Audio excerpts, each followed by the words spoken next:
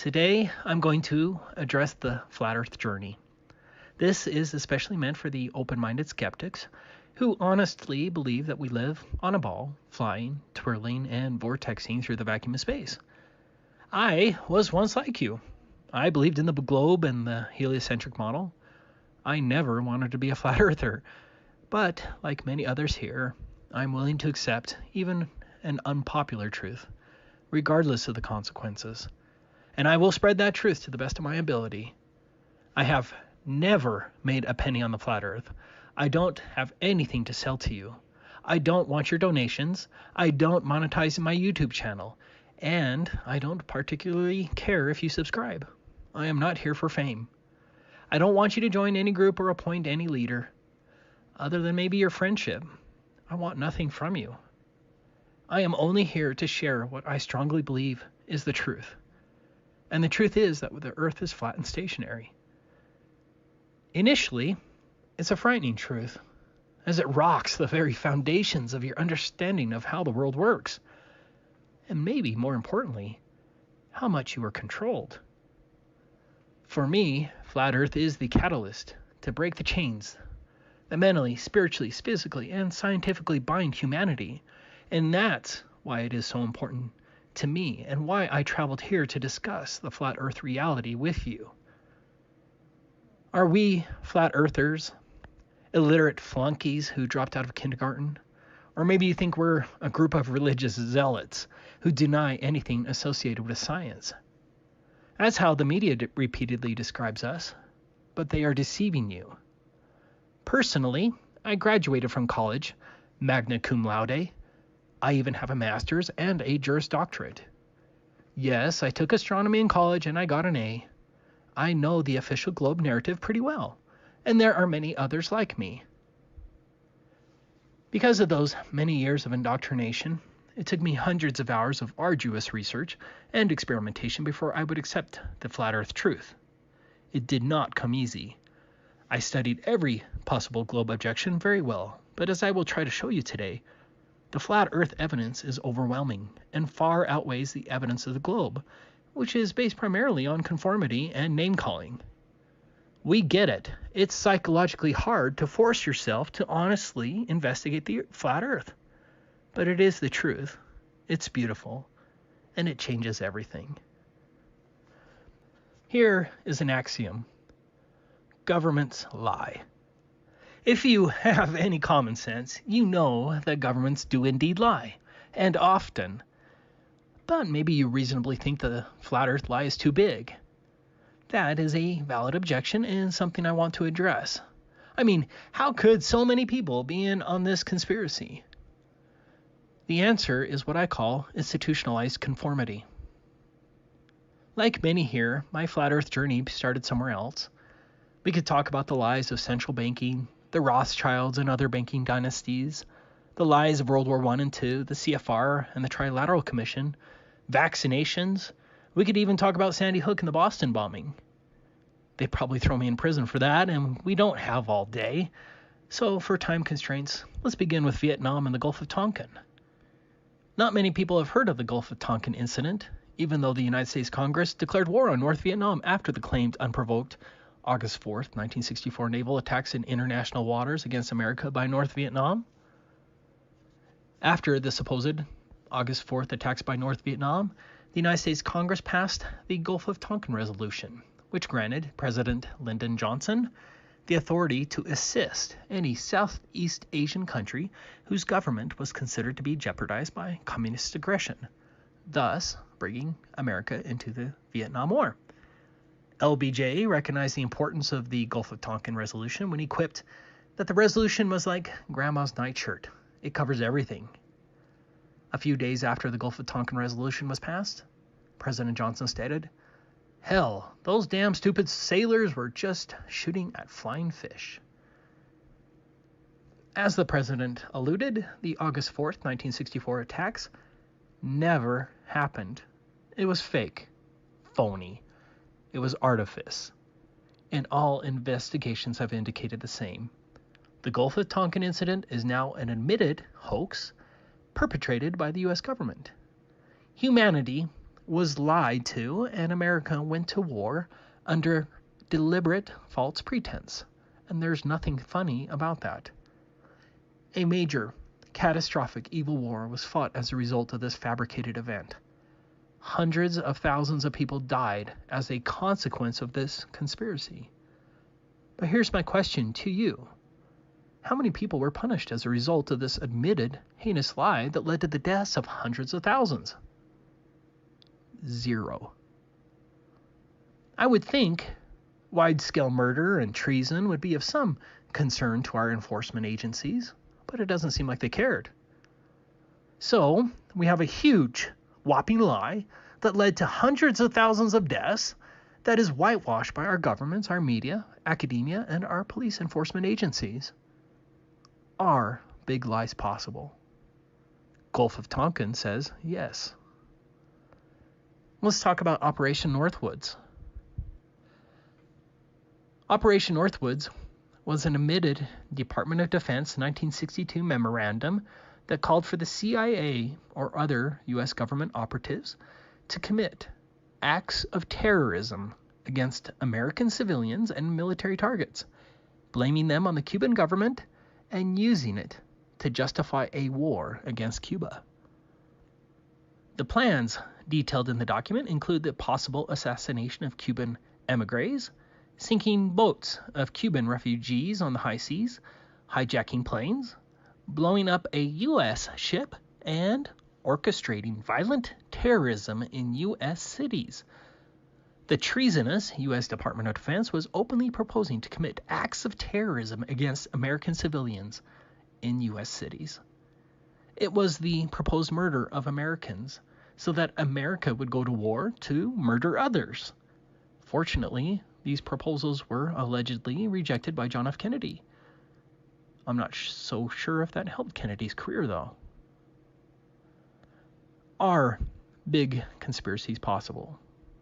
The Department of Defense thought so. Which brings us to 9/11.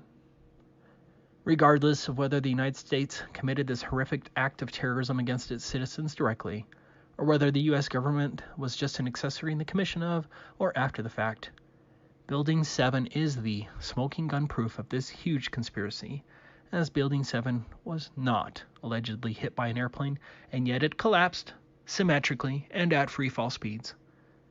I'm sorry, but office fires cannot collapse a steel-constructed building symmetrically and at free fall speeds.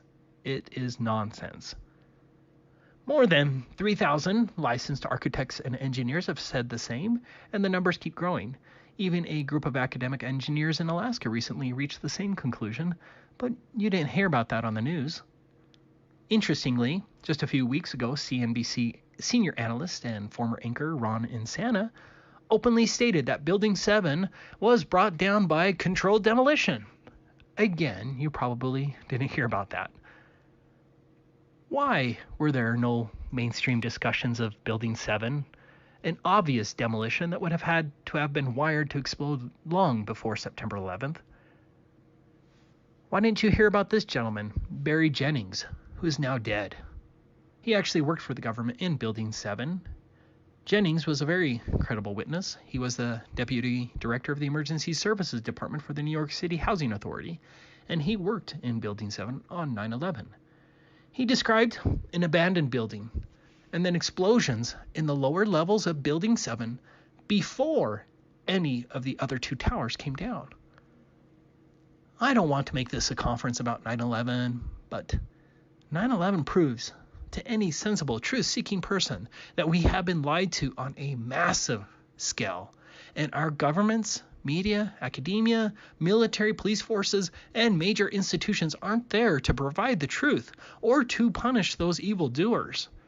Instead, these institutions are there to only control the narrative and make sure we, the people, do not get out of hand.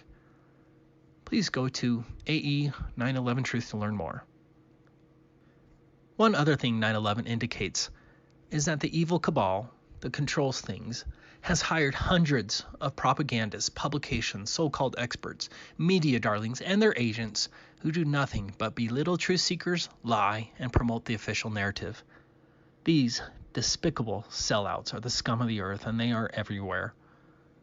Unlike Big Brother in the book 1984, our Ministry of Truth uses a conglomeration of governments, institutions, schools, media, companies, religions, and their agents to control us from every direction while operating under the grand illusion of separation. There are no checks and balances. Are big lies possible? 9/11 unequivocally says yes. I'm going to speak about the phony NASA moon landings tomorrow, but one thing you should note is that every government and all of our media outlets and other institutions claim that these wire-dangling astronauts landed on the moon 50 years ago. These liars supposedly fell at 4,000 miles per hour in this piece of junk that was never flown even once on Earth. They then later attached a fold-up dune buggy and lived 3 days in this untested papier-mâché craft in the harshest environment imaginable. They want you to believe that NASA operated this camera 234,000 miles away while it panned and zoomed out in real time while filming this ridiculous contraption that's obviously missing the thrust from the end of the nozzle. You can even see telltale signs of 1960s movie backdrops during all of the alleged landings. Are big conspiracies possible? Yes, without question.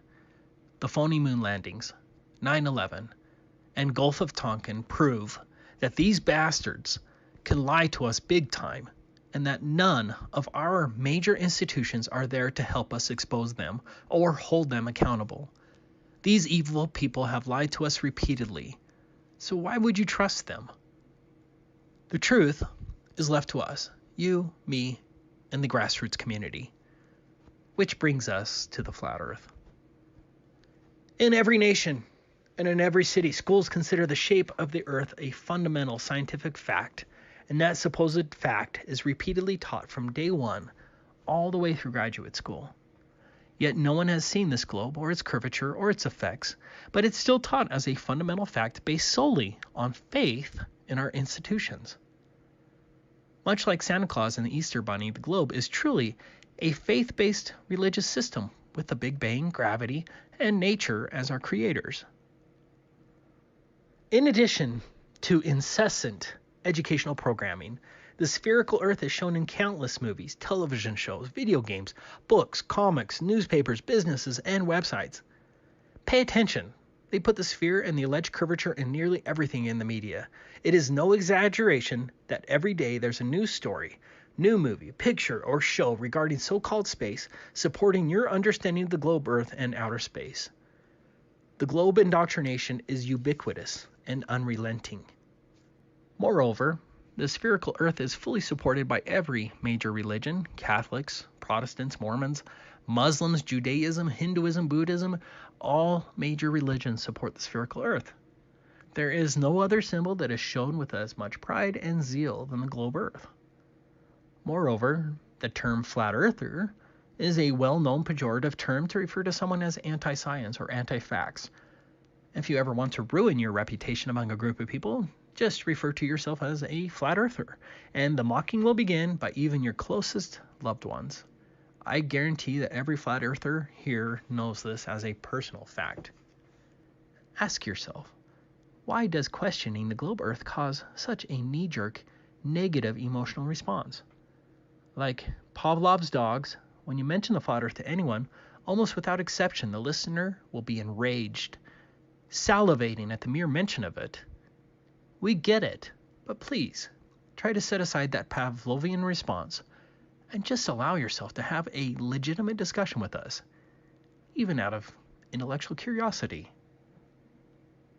So what has caused we flat earthers, who probably number in the millions now, to abandon our educational foundations, all mainstream science, every major religion, and all of our news, entertainment, and media to support an idea that is even used as a slanderous term to refer to someone as an idiot? In a nutshell, Flat Earth is about hundreds, if not thousands, of grassroots tests, experiments, and observations that consistently belie the globe model. New experiments, tests, and observations are coming out every day from every nation, unequivocally indicating that the globe is false and we truly do live on a flat and stationary Earth. There is no faith involved. It's a testable fact. But I'm going to show you right now who's to blame for the flat Earth revolution. Here are the three primary culprits: the curvature formula, the Nikon P900, and YouTube. Those three things changed my life forever, and it shocked me to my core.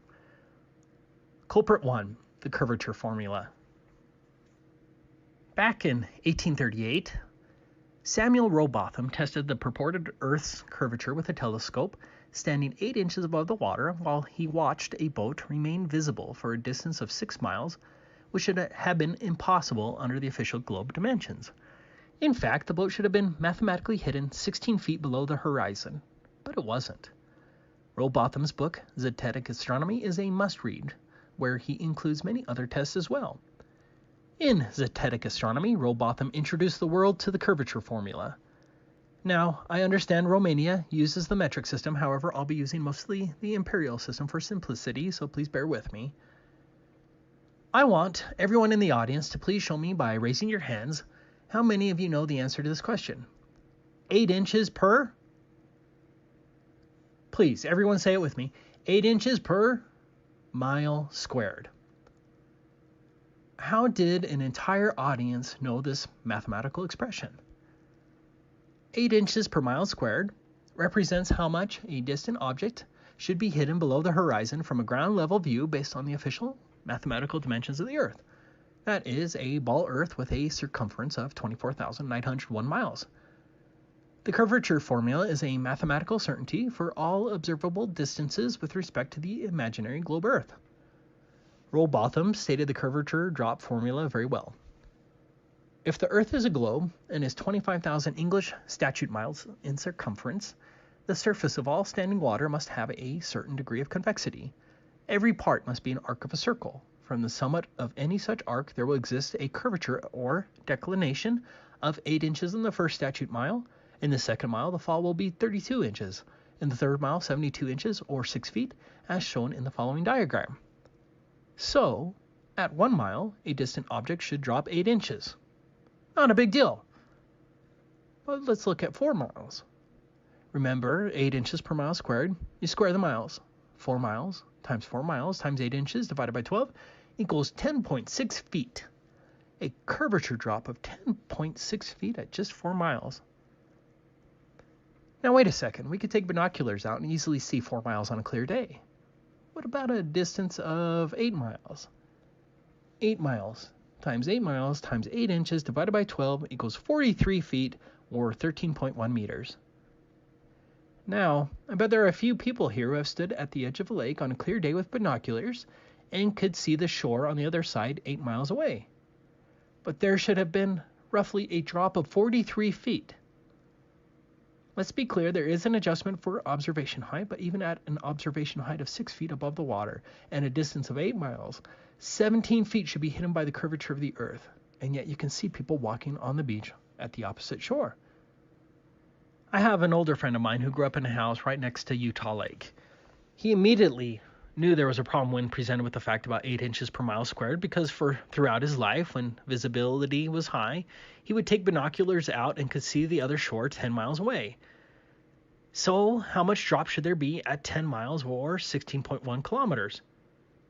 10 times 10 times 8 inches divided by 12 equals 67 feet or 20.4 meters. This is a 67-foot statue. Does anyone here think they've seen this much curvature drop at 10 miles? This entire statue would be hidden behind the curvature of the Earth at only 10 miles away. No one has seen this curvature, and the flat Earth video evidence is overwhelming. What about 20 miles? 266-foot drop. 50 miles. 1,666-foot drop. 100 miles. 6,667-foot drop. As you can see, at 100 miles distance, the curvature drop is so substantial that it would hide a 6,667-foot tall mountain like this one here, Mount Drum in Alaska. The prominence of this mountain is 6,710 feet. Very close. How many people have witnessed a drop this tall while driving 100 miles along a coastal road? You can see 100 miles with a high zoom camera. No one has witnessed this curvature. The Suez Canal, as shown in this video, is 120 miles long. Under your official globe model, that's a curvature drop of 9,600 feet or 2,926 meters. That's about the prominence of Mount Shasta, shown here. Do you see a curvature drop of 9,600 feet along the Suez Canal in this video that could hide Mount Shasta? I don't. Another important question is, why haven't you ever heard about the very fun fact that the Earth supposedly drops at 8 inches per mile squared? Everyone's heard of E equals mc squared, and no one can apply that to reality. But up until just a few years ago, no one ever heard of the Earth's supposed curvature drop of 8 inches per mile squared, even though every person should see this on a daily basis. Imagine how fun that would be in a classroom to demonstrate the shape of the Earth by measuring the supposed curvature drop of a city that's 30 miles away, by using a simple math that a 10-year-old would comprehend. But no one was ever taught this in a classroom, not even in surveying courses. Why? The 8 inches per mile squared formula is very accurate over all visible distances. Let me reiterate. 8 inches per mile squared isn't some math we flat earthers made up. These are the actual factual numbers based on the official dimensions of the Earth, and you are welcome to do the math or plug the information into engineering software to verify it. I didn't believe it at first, and even Google used to falsely claim that it was only 8 inches per mile. I had to double check the math on AutoCAD just to be sure. It is a mathematical certainty that does not fit with actual repeated observations and tests. You do have to consider the height of the observer, and so you subtract the distance to the alleged globe horizon from your distance to the object.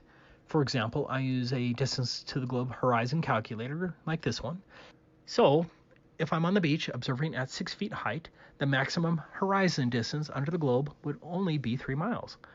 If I'm looking at an object at 10 miles distance across the water while standing at the water's edge, I first subtract the 3 miles distance to the horizon to get 7 miles distance, and then I apply the 8 inches per mile squared formula. So 7 times 8 inches divided by 12 equals 33 feet.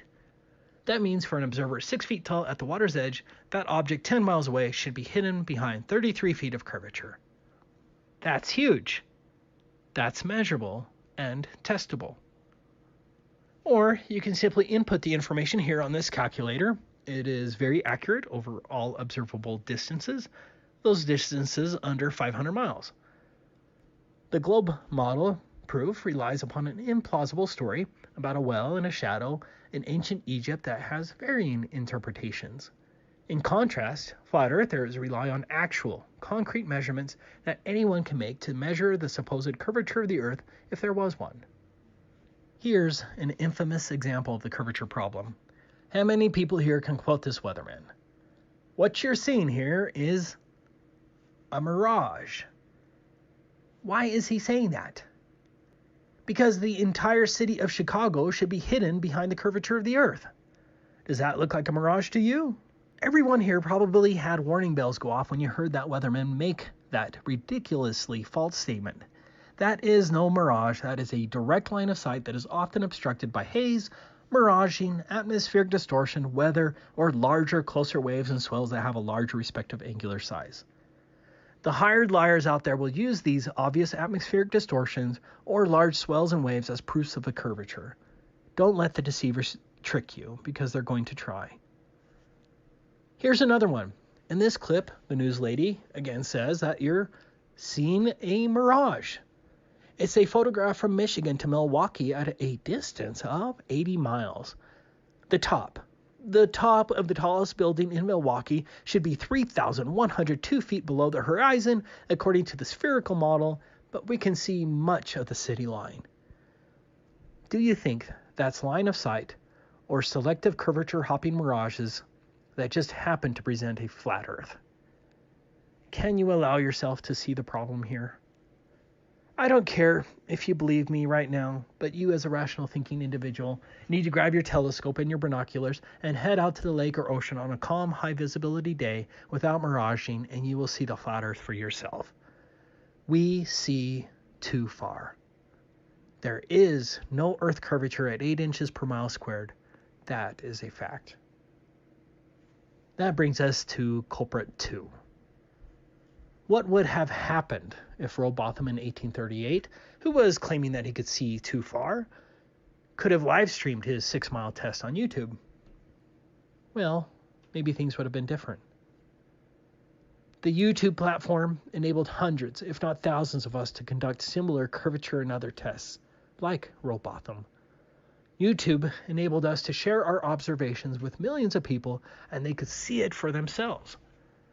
Flat Earth is founded on repeatable observations and tests that anyone here can perform, and millions of people are seeing the truth despite the overwhelming propaganda and censorship that is now happening. Flat Earthers don't say, believe us. Flat Earthers say, believe no one.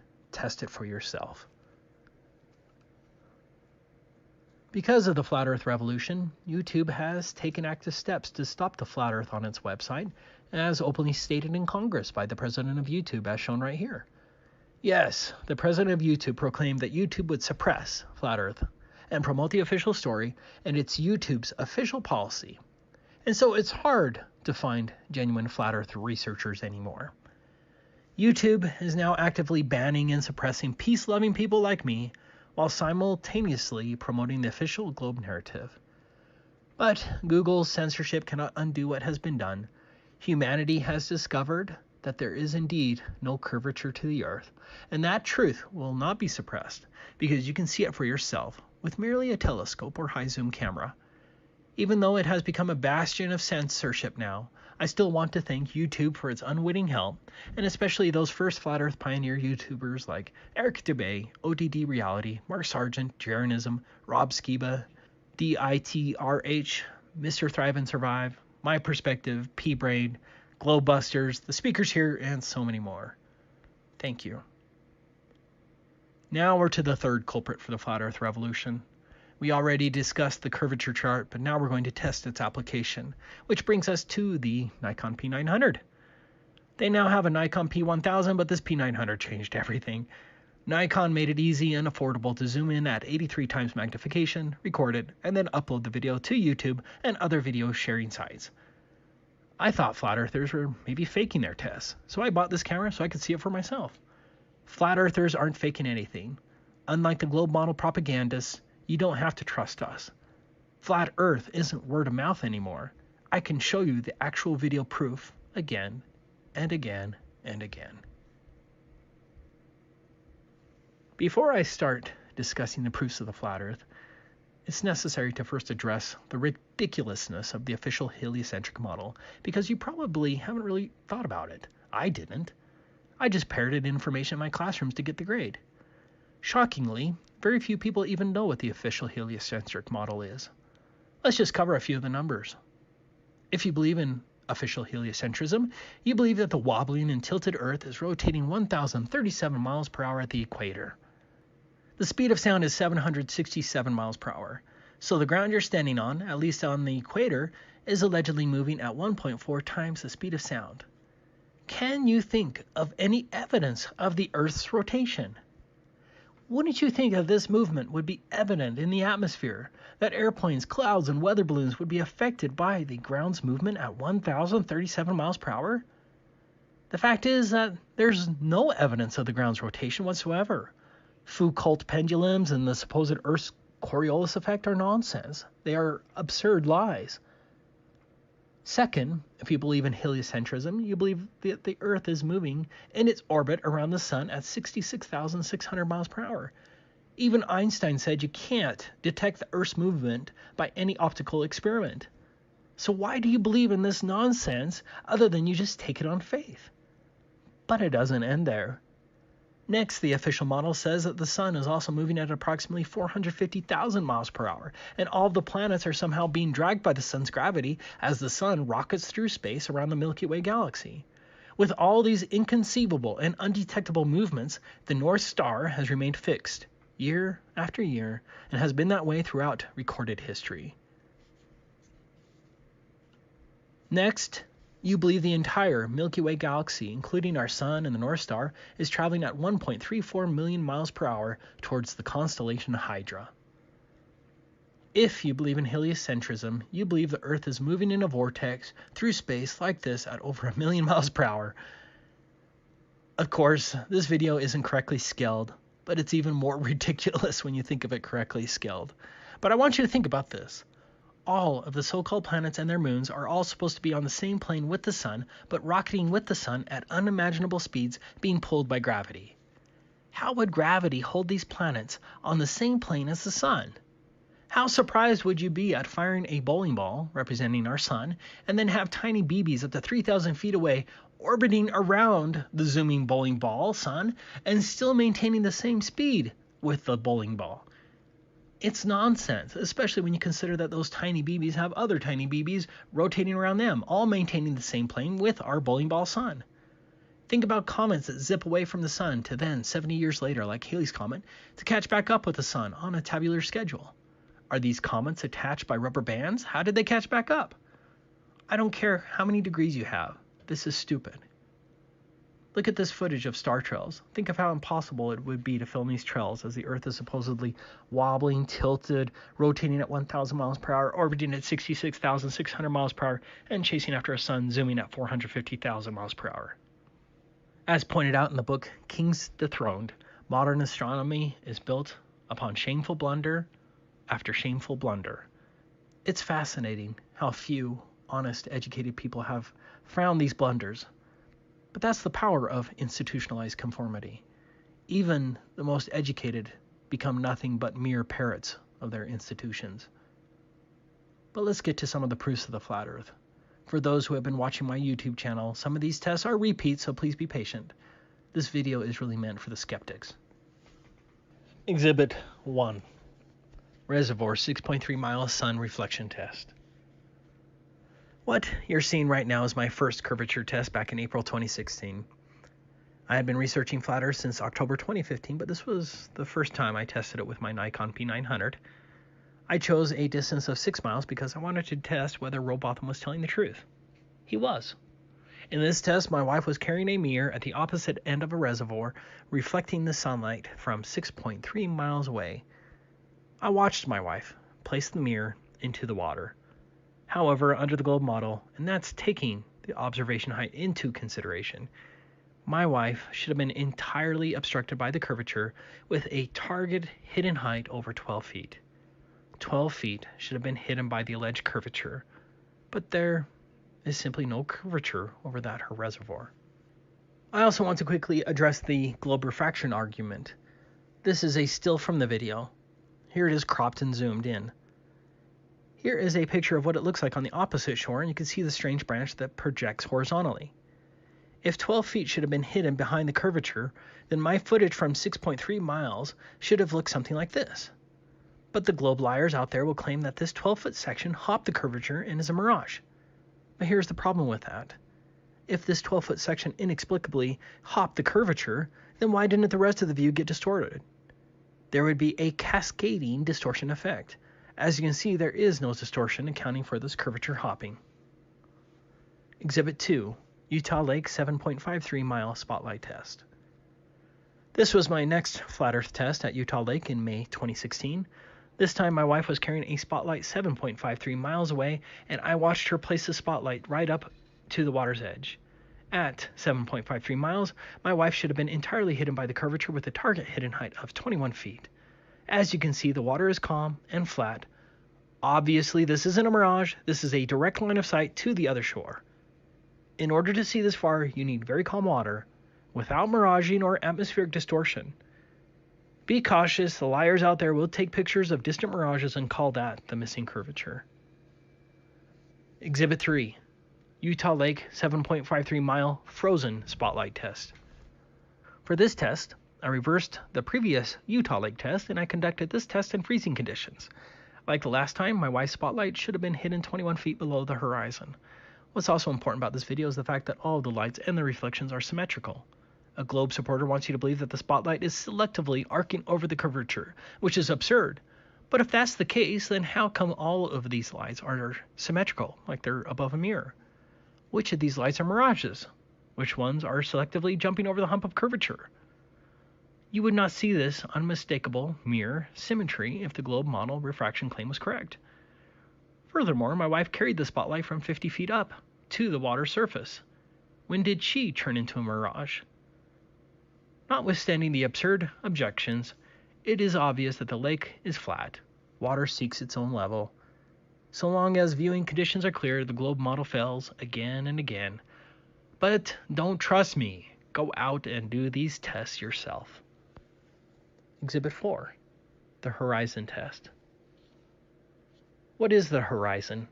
Under the globe model, the horizon is a physical barrier caused by the alleged curvature.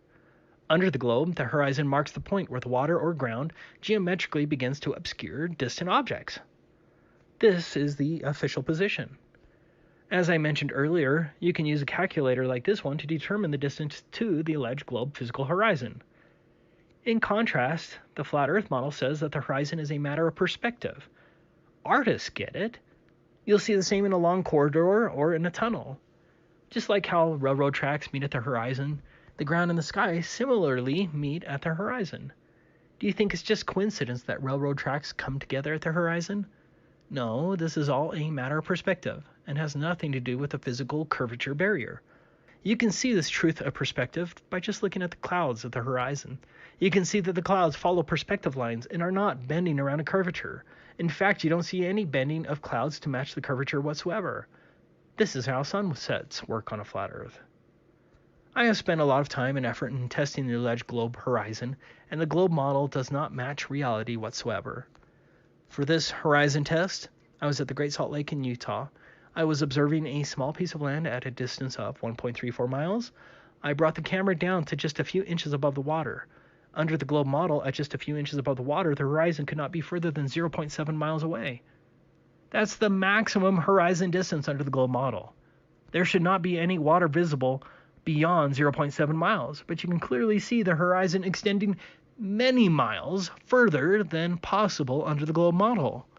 The naysayers will claim that this is a mirage or that the water is selectively refracting. Think about that. They're claiming that the bulge of water disappeared in front of the peninsula and then rose up miles beyond the peninsula but did not affect the peninsula with this magical act. The refraction excuse is nonsense, and each observation I've shown you so far clearly proves that. Exhibit 5. BMLS B69 and the oil platforms. This video is from my friend BMLS B69 in California. For this video, he's at an elevation of 105 feet. There are 3 oil platforms he's filming. The closest one is at 10.9 miles, the second is at 21.9 miles, and the third is at 26.4 miles.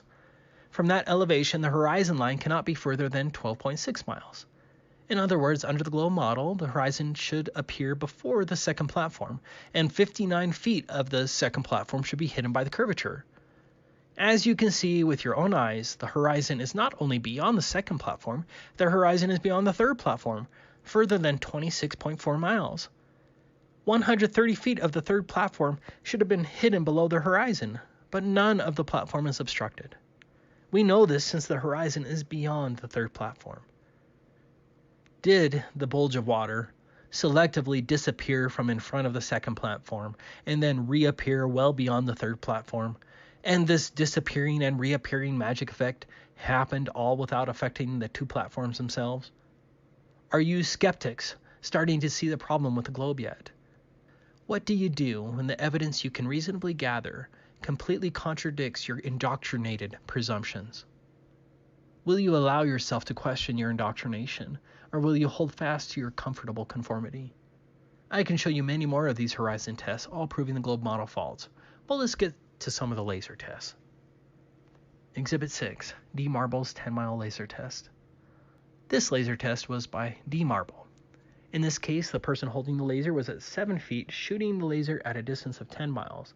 At 10 miles under the globe model, the observer would have to be at a height of 30 feet in order to see the laser source. Instead, you can see the source of laser at just inches above the water. That water is flat, and the laser source proves that it is not being obscured behind the curvature. The liars have tried to confuse the issue by claiming that the laser wasn't level, but that's entirely irrelevant, since if the laser was angled downward, it would have hit the alleged curvature quicker. If the laser was pointed upward, then the observers would still not have seen the source, because the source of the laser would still have been hidden behind the alleged curvature. This footage would be impossible if we were living on a globe. Exhibit 7. Dr. John Dee's 9.5-mile laser test. Now, the following test was by Dr. John Dee, who has a PhD in spectrophotometry. Like many other tests he has conducted, Dr. John goes through painstaking detail to confirm that over a distance of 9.5 miles, there's absolutely no curvature. 39 feet should have been hidden. Dr. John repeatedly took sea and air temperatures, height, weather, humidity, and atmospheric readings. This is a legitimate scientist proving that we've been told a lie. Exhibit 8. FE Core 25-mile laser test. FE Core is an independent scientific foundation. You can read about FE Core's powerful laser test here. The laser test was over a distance of 25 miles. All atmospheric conditions and temperatures were taken, and there's nothing there that accounts for the fact that they were able to see the laser 25 miles away. 297 feet should have been hidden below the horizon. That's the height of a skyscraper. And FE Core filmed the laser at just 5 feet above the water. Exhibit 9. Salton Sea 18-mile sun reflection and laser test. Out of all of the tests that I've seen, this is probably my favorite so far. A group of researchers went to the Salton Sea in California and tested the curvature with both a laser and a sunset mirror flash.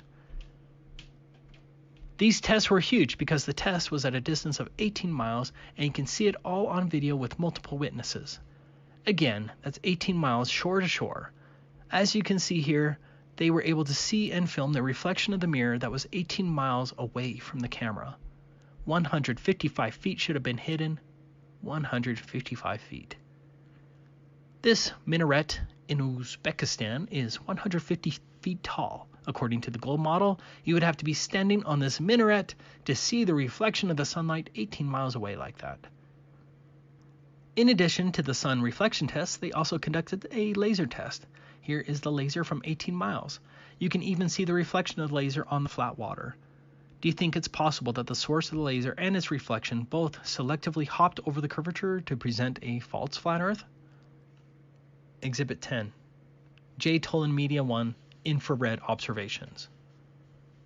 J. Tolan Media 1 is a well-educated engineer who has been destroying the globe model with many infrared observations and other tests. Just look at these videos and photographs taken from an airplane at 30,000 feet. In some cases, he is viewing further than 500 miles with infrared. A complete impossibility under the globe model. All of his tests and observations are indicating a flat Earth, and it's simply beautiful what God has given us. Exhibit 11, Beyond Horizons website. Beyond Horizons isn't a flat Earth website, but it is a repository of record-breaking long-distance photographs on the surface of the Earth. There are dozens of globe-defined photographs on this website. Here's the record photograph of Peak Gaspard at a distance of 275 miles or 443 kilometers. With an observation height of 9,272 feet, the very top of Peak Gaspard at 12,730 feet should have been hidden 3,772 feet below the horizon. I literally could point to hundreds of these globe-defying photographs and videos. Based on the evidence, I think that any reasonable person watching this would understand that we see too far. And if you want more photographic and video evidence, go to my YouTube channel, Taboo Conspiracy 2, because this was just a sampling of the many proofs that we see too far. But let's move on to some of the other major proofs of the flat Earth, because it doesn't end with just these optical and laser measurements. Exhibit 12, Airplanes and Gyroscopes. Now that we understand that the globe model requires that the Earth drop away at 8 inches per mile squared, shouldn't airplanes have to continually dip their noses to account for this drastic change? Think about a pilot who levels out and flies the airplane at 500 miles per hour for just 10 minutes. That would require a correction of roughly 4,630 feet after just 10 minutes. Pilots would unquestionably know of this curvature correction, but it doesn't exist. Pilots don't have to dip their nose to correct for the curvature, regardless of the speed or altitude of the airplane. No pilot makes this adjustment. Pilots fly over a flat and stationary Earth. Furthermore, the sensitive mechanical gyroscope in the airplane, which retains rigidity in space, indicates neither curvature nor rotation of the Earth. Gyroscopes also prove a flat and stationary Earth. Exhibit 13. Guglielmo Marconi. On December 12, 1901, Guglielmo Marconi received a radio transmission across the Atlantic Ocean at a distance of 2,135 miles. A lot of people told Marconi that it was impossible to send a radio signal that far due to the alleged curvature of the Earth. In fact, under the globe model, those skeptics were right, as there would be a curvature drop of 527 miles over that distance. A drop of 527 miles is huge. Do you think that radio signals traveling at the speed of light can jump a curvature that size? The distances of radio transmissions have gotten much further since Marconi, again proving there is no curvature. Every time no curvature is proven through actual experimentation, mainstream science counters with imaginary new reasons why the Earth only appears to be flat. Due to Marconi, the ionosphere was imagined and created. Exhibit 14, Knickebein. Knickebein was a VHF, that's very high frequency radio targeting system used by German bombers in World War II. Knickebein was a line of sight targeting system. For this example, there were two beams, one from Stolberg, located 443 miles away from the target, Derby, England. The second was from Cleve, 331 miles away from Derby. What's fascinating is that the leading government science advisor for Churchill, Frederick Lindemann, refused to believe that there was such a beam due to the curvature of the Earth. The advisor was right. There should have been a major problem with the curvature, as VHF beams do not allegedly wrap around the curvature. It turns out that the Knickebein system did exist, and people lost their lives because Lindemann believed in the curvature. But the fact remains that Knickebein was a line-of-sight targeting system. Accordingly, Wikipedia and other websites claim that the German bombers remained within line of sight of the two beams. What's the problem then? There absolutely should not have been a line of sight with the bombers. With hidden heights at approximately 64,844 feet and 117,504 feet, there was no way for these Knickebein systems to have line of sight with bombers that only flew at 19,200 feet. The Knickebein targeting system proved there was no curvature. Exhibit 15, Loran C. Loran C was a naval positioning system used for decades, allegedly up to the 1990s. Essentially, it worked by two radio towers on the coast that would transmit radio waves across the ocean. The Loran system would use the difference in the timing of the radio signals to calculate the vessel's location. This system was highly accurate and is probably the same underlying application used today that is referred to as GPS. If you're looking at the map, you probably already see the problem. These stations, hundreds of miles apart, could be 1,000 miles away from the vessel, meaning these radio waves would have to have hopped a curvature up to 100 miles tall. The official explanation is that these radio waves traveling at the speed of light hug the surface of the Earth and wrap around the curvature, inexplicably jumping bulges of water and Earth dozens of miles tall. Does that sound believable to you? Wouldn't curvature hopping interfere with the location readings of the vessel? Like Marconi and Knickebein, Loran C is another proof of the flat Earth. One more point about Loran C. Look at this coverage map. Where is Loran missing? Remember that Loran was developed for the military. Did no one think it important to have location guidance for the navies in the southern hemisphere? The fact that Loran was missing in the south indicates that there was a problem with distances for southern vessels, which makes complete sense when viewed under a flat Earth map. The same applies for airplanes, which always lose their GPS signals in the oceans over the south, again evincing a flat Earth. Exhibit 16, the non-rotating atmosphere. At the equator, the ground is allegedly rotating at 1,037 miles per hour. Yet Felix Baumgartner took a balloon up to 128,000 feet above the surface, and it took him 2.5 hours to get that high. So, if the ground is rotating at 1,037 miles per hour, then Felix Baumgartner should have landed in the Pacific Ocean. As you are aware, Felix didn't land in the Pacific Ocean. He actually landed 44 miles east of his launch site. That's against the supposed rotation and absolutely the wrong direction. Don't you think the rotation of the Earth should have affected Felix's jump? They want you to believe that as Felix rose up through the air, that the layers of the atmosphere continually sped up to keep up with the ground below. Does that make sense to you? I'm sorry, but the globe model is belied by fluid dynamics. Look at this volcanic plume. Although angled perpendicular to the surface, the volcanic plume is unaffected by any purported rotation of the ground below it. How could the upper layers of the plume keep up with the ground spinning at 1,000 miles per hour? It's asinine when you really think about it. From airplanes, to weather balloons, to hurricanes, to clouds in the sky, nothing is affected by any alleged rotation of the Earth. I really like this quote from physicist Dr. Carl Scheffer. But we know of no body, the parts of which have much less connection with each other than is the case with air. The air layer next to the Earth, really dragged along by the communicated motion, would not be able to communicate its motion to the layers above it, for the simple reason that it stands in no connection with them. These upper layers must therefore remain in their place, or which would signify the same thing, would apparently flow westward with the same rapidity with which the Earth is said to rotate to the east. Now, since a point on the equator, if the Earth rotates on its axis in a day, must move eastward at the rate of 1,250 feet a second, the air would similarly move 1,250 feet westward in a second, which would more than 10 times surpass the velocity of the most fearful hurricane. We cannot perceive the rotation of the Earth in any way. We cannot demonstrate it. There are no air currents which we can justly regard as, or even supposed to be, consequences of this rotation.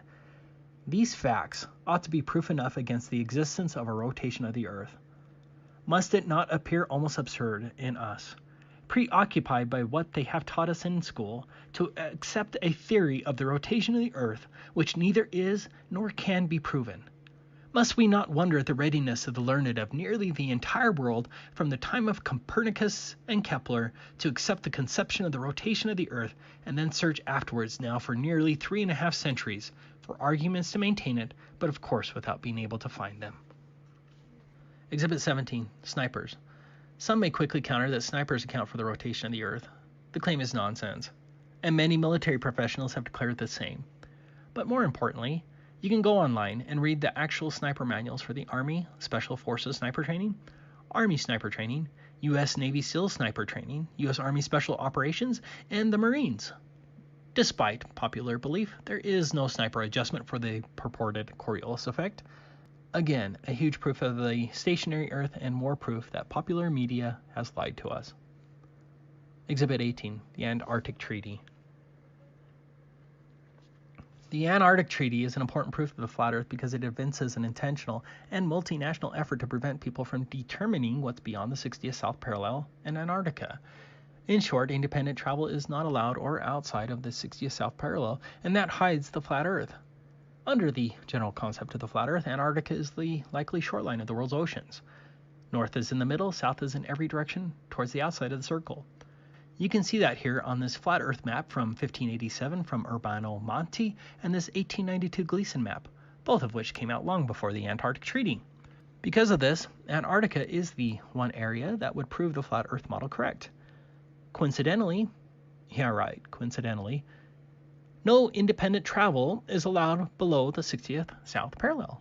This isn't a theory, it is a well-established fact. The Antarctic Treaty, its handbook, and its enforcement protocols, which have remained inviolate for 60 years, and include signatories like the US, North Korea, China, and the former Soviet Union, essentially ban any reasonable attempt to explore below the 60th south parallel under the guise of protecting the environment. Think of what has happened in the last 60 years. The Antarctic Treaty survived Vietnam and all of the Cold War, despite the claim that Antarctica is rich in minerals, including coal, oil, and uranium. Were the Soviets really that interested in protecting penguins and the environment? I think the Romanian people would have a hard time believing that about the Soviet Union. It's ludicrous. Yes, Romania ratified the Antarctic Treaty on September 15, 1971. Don't your alarm bells go off when you hear that this huge swath of land, which is also the highest continent in the world, is off limits to independent exploration by people like you and I? Yes, they will claim you can independently go, but they are lying. The amount of red tape and other intentional restrictions that you would have to jump through is impracticable, and they know it, and the borders of Antarctica are patrolled by all signatory nations. Of course, there are token explorations along the ice shelf, and there are a few destination spots that you are not allowed to venture from, but that entire section of the world is off limits to independent travel. This doesn't happen unless they are hiding something big from us. If you would like to know more on the subject, go and watch this video I made. You can find it on the Globebusters channel. So telling we flat earthers to take a picture of the edge or the dome, if there is any, is a ruse because nobody is allowed to independently travel below the 60th south parallel, and that fact is proof of the flat earth. Exhibit 19. Lack of north-south circumnavigation. East-west circumnavigation is very possible on the flat earth, but what isn't possible on the flat earth is north-south circumnavigation. In particular, under the generally accepted flat earth model, it appears as though you can't, for example, fly from the tip of South America, traverse Antarctica, and then make your way up to Australia or South Africa. That would be the shortest route. So guess what doesn't happen in real life? North-south circumnavigation. Below the 60th south parallel is completely devoid of all flights, and the vast majority of southern hemisphere flights first go to the northern hemisphere before traveling back down to the southern hemisphere. The routes are a joke. There are a few who claim they have completed a north-south circumnavigation trek, but the claims are ludicrous, most often referring to flights that turn around once they get to Antarctica and full of other fraudulent indices. Hundreds of thousands of flights east-west, and only a few highly questionable north-south circumnavigation claims. Come on, alarm bells should be going off because this wouldn't happen on a globe. Exhibit 20, the eclipse. The lunar eclipse is very often raised as the key proof of the globe, but it actually doesn't help the heliocentric cause at all. First, there's the well-documented Selenelian. This is video of one that happened on January 20th, 2019.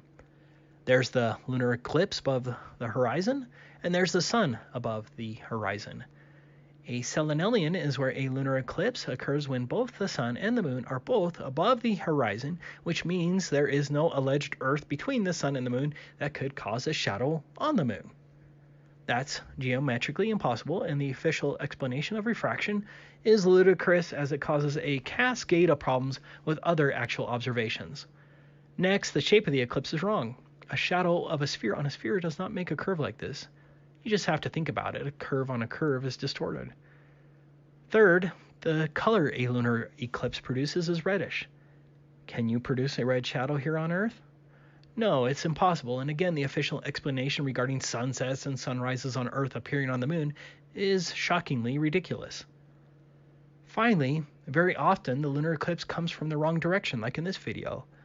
Under the official model, the shadow should always come from the bottom and rise up. Instead, you'll often have lunar eclipse shadows come from top to bottom, again belying the globe model.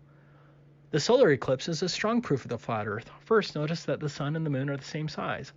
That's a statistical impossibility under the globe model. Now look at the size of the shadow. The moon is supposed to have a diameter of 2,159 miles. Then why is the shadow of the moon only 70 miles across during a solar eclipse? These are all proofs that the sun and the moon are much more local than claimed. Exhibit 21. No photos of Earth from space. Another huge proof of the flat Earth is that there are no photos of the Earth from space. Here's the 2002 blue marble image created by Robert Simon from NASA. It looks real, right? But it's not real, and NASA says so. I can't say this with enough emphasis. This is an admitted fake. A NASA employee wrapped a flat map of the Earth. Let me repeat that. He wrapped a flat map, not photographs. He wrapped a flat map of the Earth around a cartoon ball and added surfaces, clouds, and oceans to match what people think the Earth looks like. You don't believe me? Well, let's look at this NASA article about Robert Simon, who created the 2002 blue marble image. Here's the first interesting admission from NASA.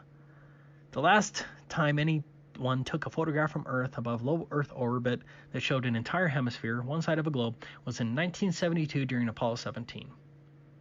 Of course, the moon landings were fake, and so the 1972 photograph was fake. You can tell it's a painting when you actually look at it. But this is NASA admitting that there were no photographs of the Earth like this from 1972 until 2015. Without question, all of the so-called pictures of Earth from space for 43 years that you were brought up to believe in were only artist renditions and other fake images from NASA, and that's why NASA always uses the word image instead of photograph. That's pretty alarming. But this is the more interesting admission.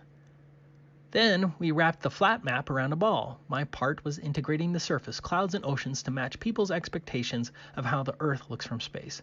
That ball became the famous blue marble.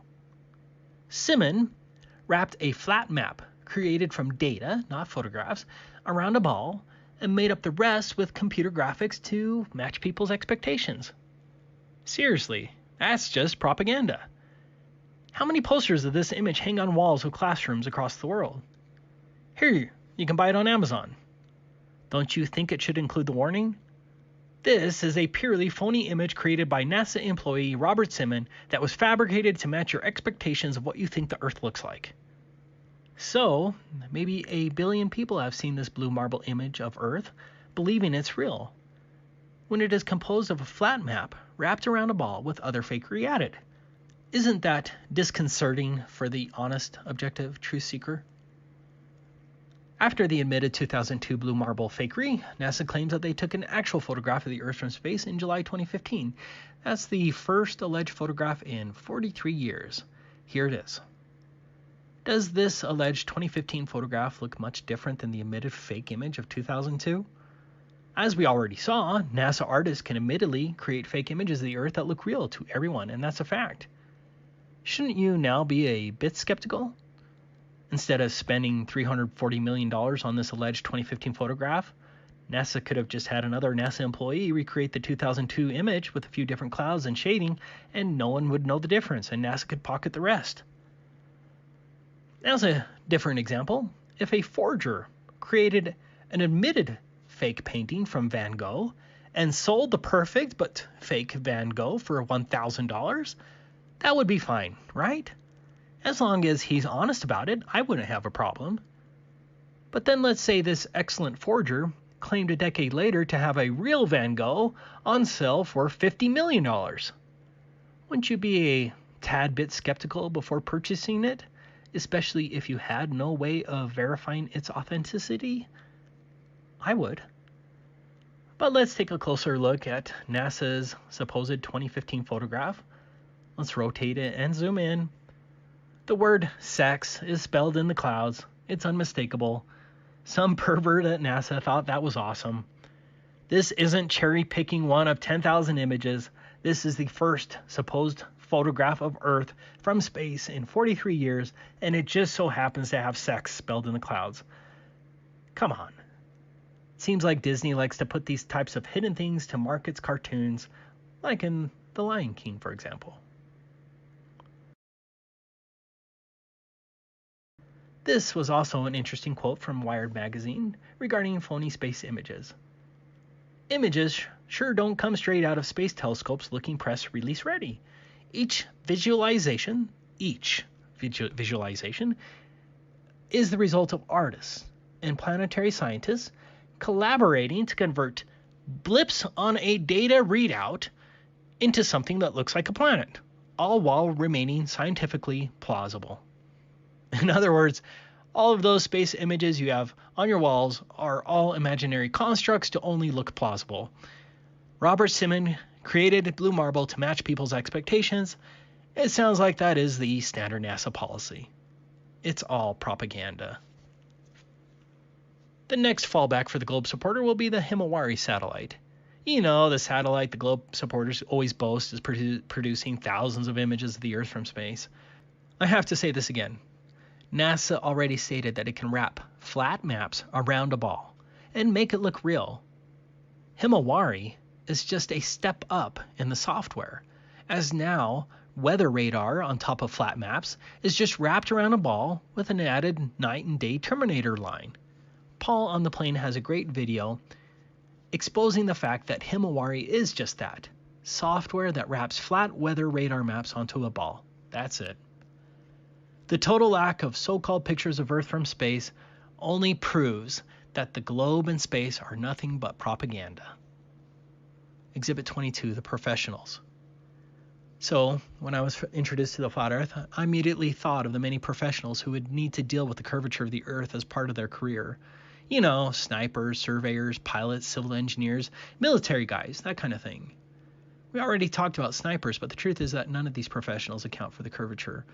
There are many interviews now with airline pilots, military professionals, radar operators, missile operators, engineers, commercial surveyors, and many more, all stating that there is no accounting for the curvature or the Earth's rotation in any manner, not one bit. That's amazing, isn't it? So what proof do we have that we live on a rotating ball other than just faith and liars? Exhibit 23, the vacuum of space.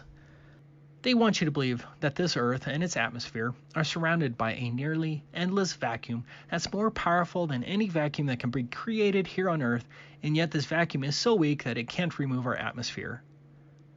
This is a fact. There's simply no possible way that an atmosphere can exist adjacent to a vacuum. Horror vacui. Nature abhors a vacuum. For example, this MIT professor is showing that once you have a gas exposed to a vacuum, that the gas will enter and fill the vacuum, but it's really just common sense. Here's a practical test by Dr. John D., who confirms the same. An atmosphere cannot exist adjacent to a vacuum. And as shown in the test, gravity doesn't fix the problem. You can just place the vacuum on top of the atmosphere, and it doesn't change the outcome, as the gas will flow straight up to the vacuum, and this is a minuscule vacuum when compared to the alleged vacuum of space. How do we know the official heliocentric model is false? Because we'd all be dead if it were true. Exhibit 24, high-altitude balloons. Some of the earliest high-altitude aeronauts confirmed the flat Earth. In 1931, Auguste Piccard reached an altitude of 51,775 feet, much higher than any plane you've been on. Piccard described the Earth as a flat disk with upturned edge. Around December 1933, Russian aeronauts reached an altitude of 11.8 miles, or 62,304 feet. The article reads, "Looking down, they tried in vain to detect any curvature of the Earth's horizon." No, you've never seen the curvature of the Earth from an airplane window. Fortunately, you don't have to be a death-defying aeronaut to see what's up there. What you're seeing right now is a video from 121,000 feet.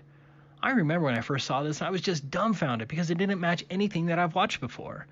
Whenever you're shown a picture of a high-altitude balloon or even a high flight, you're shown something phony like this. This isn't once in a while. This is the standard.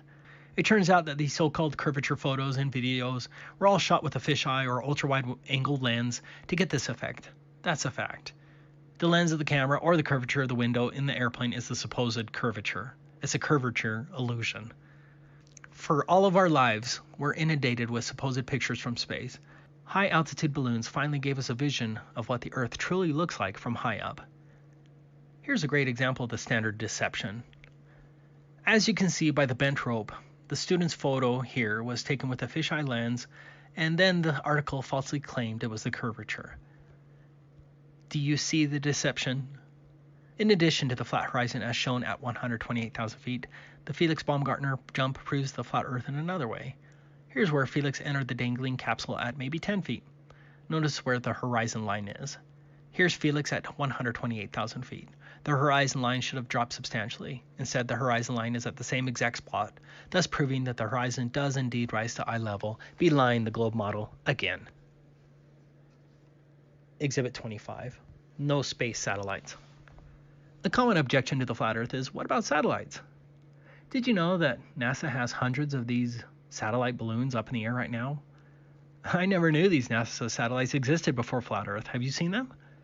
Google and many other companies have fleets of these balloons as well. Look up Project Loon. The fact that NASA and its subsidiaries hardly discuss these so-called satellites was a huge proof for me, because it evinces a deliberate effort to conceal the fact that space satellites don't exist, simply because they're not necessary. The whitewash of these balloon satellites is evidence that they are lying about space satellites. These high-altitude balloons can carry 8,000 pounds and include telescopes, radar equipment, communications equipment, internet, etc. Here's one that almost killed some people. Also, never mentioned is the fact that almost all of our alleged communications come from undersea cables and cell towers, not supposed satellites in space. Your cable and satellite radio do not come from space. What about the Hubble telescope? This is the Hubble telescope. It's called Sophia. One flat earther was able to get a NASA manager to admit on the phone that the images from Sophia were strangely being used as Hubble's images. Finally, look at these actual NASA videos of satellites. They are manifestly fake. Look at this one that was launched during a space shuttle mission. It's dangling from a wire. Yes, the graphics are getting better, but this one old video alone proves NASA's faking space. But we'll talk about that more tomorrow. There are so many more proofs of the flat earth that we could discuss. Look up Airy's failure and Michelson-Morley's experiments that showing the earth is stationary.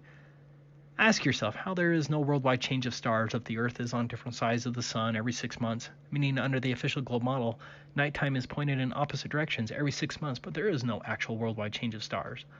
Look at the moon and ask yourself why are all the craters perpendicular and why there isn't one crater from a meteor that came in at an angle or horizontally creating a chasm. Why do weather patterns and jet streams seem to fit so well on a flat earth map? Why is there so much more life towards the alleged northern pole but so little life towards the supposed southern pole when there shouldn't be any difference under the globe model? But my question to you is, what are you going to do now? Will you go back to your comfortable conformity like a good dog? Or do you have an unquenchable desire to know the truth? Dave McGowan made this poignant statement. But what if your own eyes and your innate, though suppressed, ability to think critically and independently tell you that what all the institutions of the state insist is true is actually a lie? What do you do then? Do you trust in your own cognitive abilities? Or do you blindly follow authority and pretend as though everything can be explained away? If your worldview will not allow you to believe what you can see with your own eyes, then the problem, it would appear, is with your worldview. So do you change that worldview, or do you live in denial?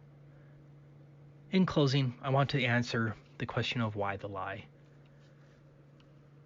Of course, they may be hiding land and resources from us.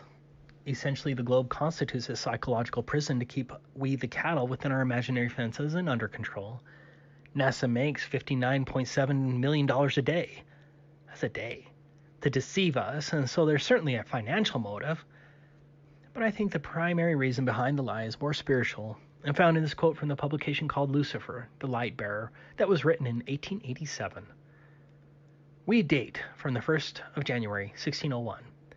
This era is called the Era of Man, to distinguish it from the theological epoch that preceded it. In that epoch, the earth was supposed to be flat. The sun was its attendant light, revolving about it. Above was heaven, where God ruled supreme over all potentates and power. Below was the kingdom of the dead, hell. So taught the Bible. Then came the new astronomy. It demonstrated that the earth is a globe, revolving about the sun, that there is no up and down in space. Vanished the old heaven, vanished the old hell, the earth became the home of man, and when the modern cosmogony came, the Bible and the church, as infallible oracles, had to go, for they had taught that regarding the universe which was shown to be untrue in every particular. The heliocentric model was created to usher in the era of man, and remove God and the Bible from all cosmogony. It brought us such nonsense as the Big Bang and evolution. It removed biblical ideas of heaven above and hell below, and the salvation of mankind. Instead, you became an insignificant parasite that descended from primordial ooze. The globe lie worked, at least up until now. My brothers and sisters, this is an exciting time as we have a chance to break these chains that enslave us. However, we must set aside our petty differences and join together with all humility before God to bring His truth to humanity. The evil cabal keeps trying to divide us. Please don't let them do that. Please go out and share the truth with everyone, as it is left up to us. And my love to everyone. May the Lord bless you all. Thank you.